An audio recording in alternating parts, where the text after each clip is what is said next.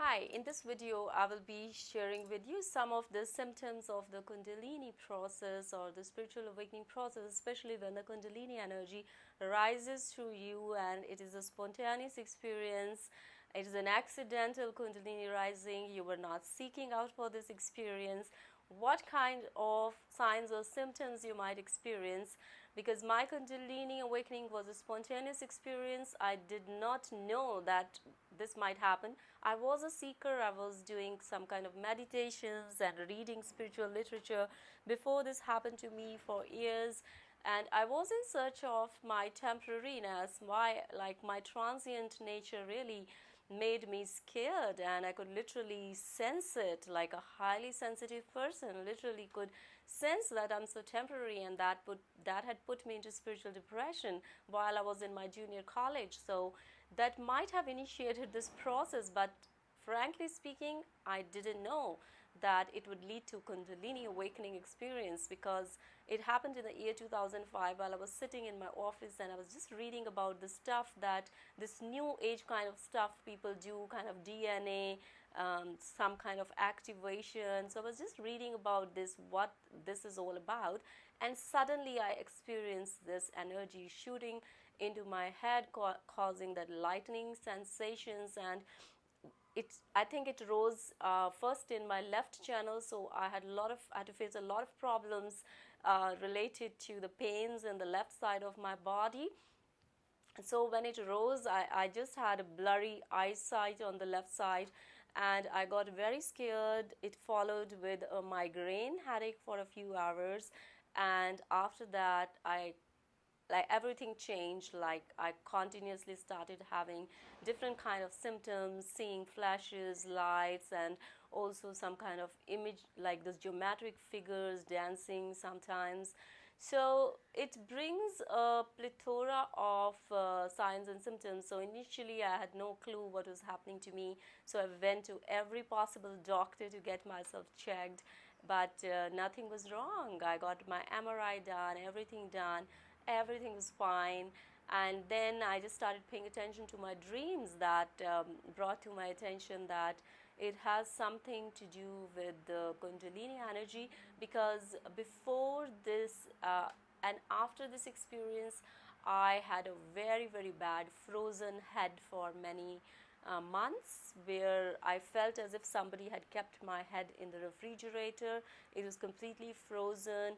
Only here in the center of my head, where the child has the soft part, I could hear those palpitations sometimes.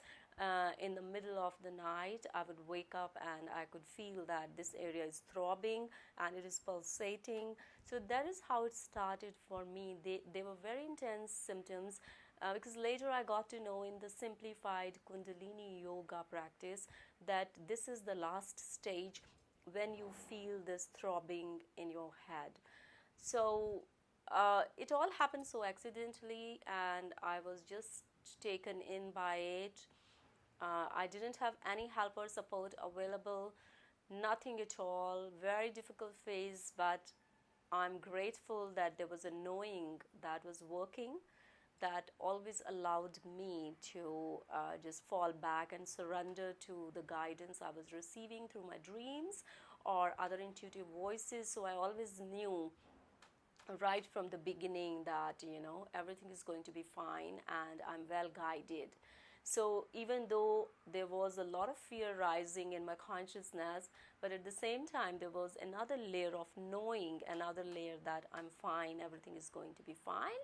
So that helped me to pull through very, very uncomfortable phases of this process, where you have out of body experiences, were very, very scary experiences, because you will need somebody around you to hold you back, and that taught me, but those experiences taught me how to stay more grounded, how to bring your attention back and stay grounded. So Kundalini awakening comes with a wide variety areas of signs and symptoms. You can have intense heat. You could literally feel when you put your hand a few inches away from your arm, you could feel the heat as if there's a heat, and others could feel that heat around your aura or your body. And sometimes the heat became so intense that my arm, it literally became red as if it was having some kind of blood clotting. And surprisingly, there's always a pattern when it happens. It would happen on a certain start at a certain time during the day, and it will end at certain time during the day. And so these are all these things also make you aware this is an intelligent process that has a sequence of its own. So it is kind of increasing your faith when you see how intelligent this energy is. There is a pattern in it, and it is improving or making your intuitive power stronger by giving you those clues of its patterns.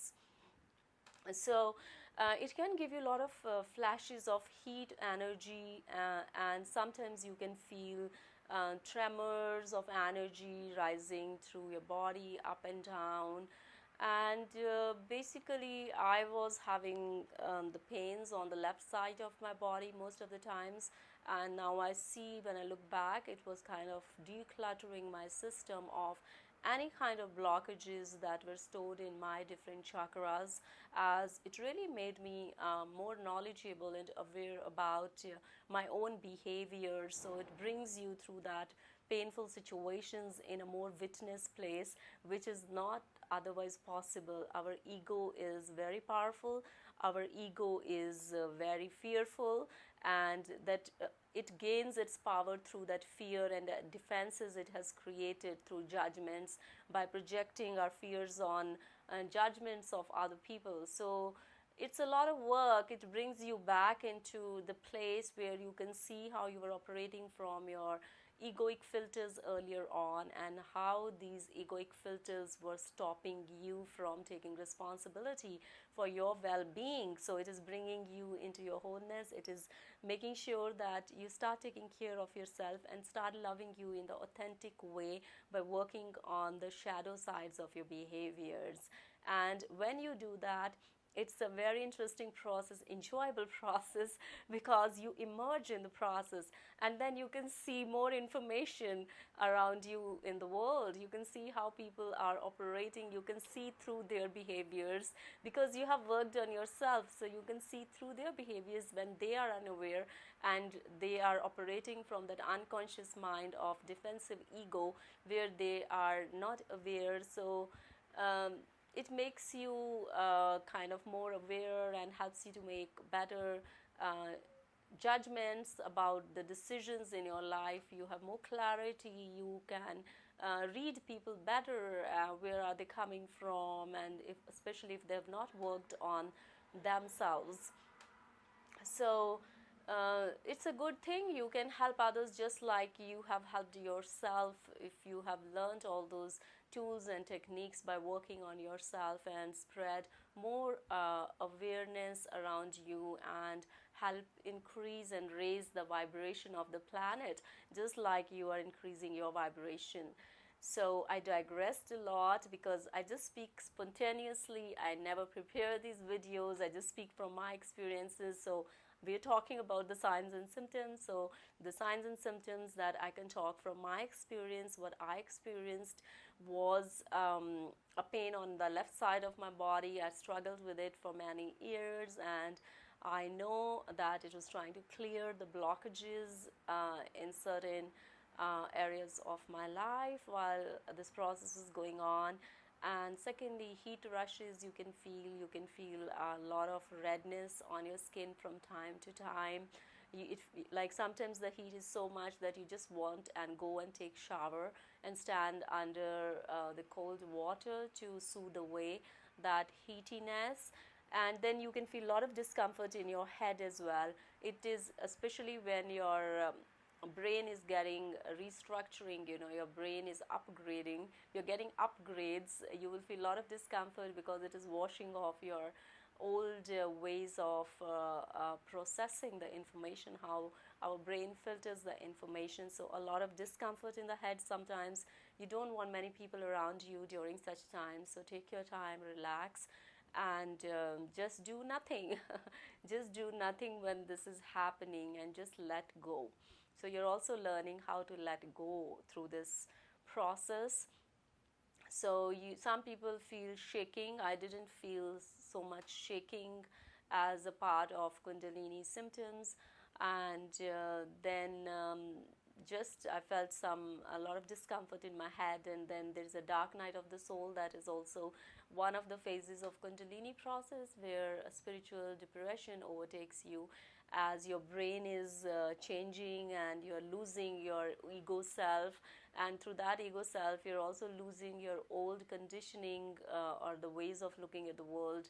So you feel that nothing is meaningful, so that meaninglessness phase comes in your life for some time, but that will go off soon, and you will start connecting, and you will start feeling the same sense of warmth in the environment around you, with the people around you, and you would start doing activities as you were doing earlier on, with more vitality perhaps, with more knowing perhaps, with more awareness. So this is an ongoing life process, and once it is initiated in you, it's a good thing, because you are at a good place, you are in the good hands, the spirit is taking care of you if you have chosen to surrender, and if you have chosen to let go of your old behavioral patterns. You will also see your awareness shifting now, because since you have done a lot of work on yourself, now you are able to see that something that you don't like instantly, or something that triggers you, there is another layer of awareness develops in you that makes you see where this person is coming from. So there's more compassion. Even if you don't like what this person is saying or behaving, from which place, there is a layer of compassion as well within you. Through that filter, you can see that this person is operating from that unconscious part of their selves. So you develop that capacity to forgive others more. So it's a beautiful thing, it's a beautiful experience.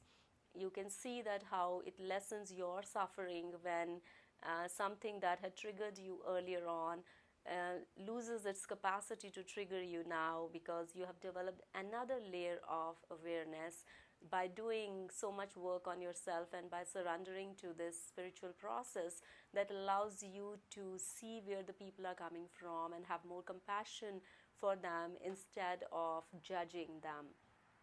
So it kind of clears a lot of negativity from our lives. So this is another symptom of Kundalini awareness, that you're not suffering from clinical depression.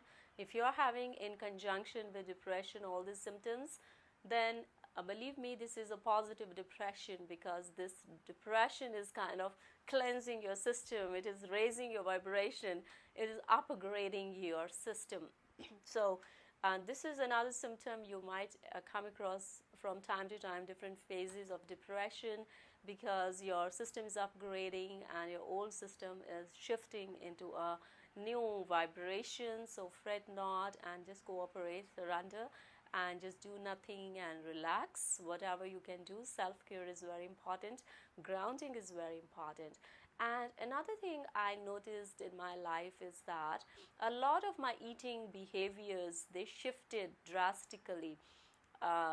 They shifted in a very organic way, I would say, because I can't drink coffee at night, because if I drink coffee at night, I will constantly, without a miss, get some signals or symptoms of discomfort from my body. So ultimately, it's like my system, it has gone so much into my long-term memory that it shifted totally. It's kind of become a lifestyle that I don't want to drink coffee at night now. So it brings kind of organic shifts by giving you symptoms that kind of create a new belief system in you, which is not otherwise possible. So, and it shifts your eating patterns. Like I used to eat late at night earlier on, and now I can't eat heavy meals or like proper meals after 7 p.m. in the evening. So it really makes it's changing your system, not only your mental body and your spiritual body. At the physical level also, you can feel the energetic shifts happening. But sometimes when you're going through the symptoms of discomfort, you might like to eat heavy foods, because that allows you to ground your attention. And another thing you might notice is that, like, since 2005, I did not do much meditation, because the energy was so strong, and I would feel pressures in my head. So in such times, it's better you do not meditate. I would do other forms of practices. I did a lot of work on myself. I would sit down or journal or just reflect or do things like that instead of meditating. So that is also a form of meditation, because when you cleanse yourself by doing or participating in these kind of awareness practices, your vessel is kind of, your system is kind of shedding all that is not needed, that is dense in you, making your system lighter. And that is the purpose of meditation, to bring you into presence. So once you are into presence, I really don't think we need to meditate, because um, the purpose of meditation is to let go of our judgments, let go of our ego, and bringing us to experience that state of witness, and bringing us to experience the state of emptiness. If we can have a taste of emptiness, what emptiness is like, and we are not scared to be there, we are not scared to be with ourselves in that emptiness, that is the purpose of meditation. So if we are able to ground ourselves in that experience of emptiness and be with that emptiness, let our consciousness ground there in that emptiness and feel a sense of grounding without feeling fear. I believe that is the purpose of meditation, to bring us into our wholeness, where you can have connection with your true creative powers and creative self, and really contribute from a standpoint of neutrality and let go of the judgments. So one thing I've learned through this process is that how we communicate with ourselves and how we communicate to others plays a very important role in our lives. I will be making more videos on what I have learned through my awareness expansion about communication, because it is as if your creative channels are opening up. They're giving you a lot of information, and you want to share that information with others, because this is such a powerful and beautiful information for our vitality, for our happiness, and for our well-being. So that's about it. These are the basic symptoms that I experienced in my process. And if I remember any more symptoms, I will definitely share with you in one of my other videos. So with that, I will end this video here. If you liked it, don't forget to give it a thumbs up and share it with your family and friends who are undergoing the same experiences or interested to know more about it. And I will get back to you soon. Don't forget to subscribe to my channel and stay blessed.